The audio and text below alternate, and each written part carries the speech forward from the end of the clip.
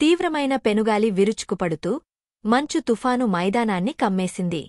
Magnus, ఒక మంచు ఏనుగు, వణుకుతూ నిలబడ్డాడు. చలి ఎక్కువైపోవటముతో ఆహారం దొరకడం కష్టతరమైనది.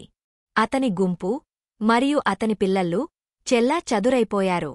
ప్రతి ఒక్కరూ మంచులోంచి కొంచెం పచ్చికైనా దొరుకుతుందేమోనని వెతుకుతూ తిరగసాగారు. అప్పుడు ఒక భయంకరమైన గర్జన వినిపించింది. స్ట్రైకర్, ఒక్క సేబర్ టూత్ టైగర్. ఆకలితో మెరుస్తున్న కళ్లతో మాగ్నస్ మంచు ఏనుగుని వేటాడటం మొదలుపెట్టింది. మాగ్నస్ భయంతో వెనక్కి తగ్గి దాని పెద్ద చెవులు తలపైకి నొక్కిపెట్టబడ్డాయి. అతను స్ట్రైకర్ వేగం మరియు దాని శక్తికి సరిపోడు అని తెలిసి నిరాశతో మాగ్నస్ ధైర్యం తెచ్చుకున్నాడు. అతను స్ట్రైకర్ మీద దాడి చేయడం మొదలుపెట్టాడు. మాగ్నస్ దంతాలు చల్లని చంద్రోదయంలో మెరుస్తూ ఉండటముతో స్ట్రైకర్ ఆశ్చర్యపోయి పక్కకు దూకింది. మాగ్నస్ అవకాశాన్ని అందిపుచ్చుకొని దిశను మార్చి రాళ్ల సమూహం వైపు పరుగెత్తాడు. రాళ్ల మధ్య స్ట్రైకర్ని కలవటానికి ఆశించాడు. అతని ఊపిరి చల్లటి గాలిలో ఆవిరైంది.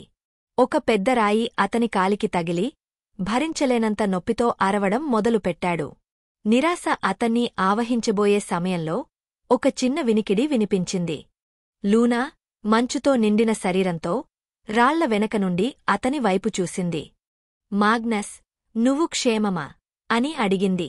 మాగ్నస్ బలహీనంగా ఉన్న తన పరిస్థితిని వివరించాడు. నెమ్మదిగా కదులుతున్నప్పటికీ లూనా చాలా బలవంతురాలు.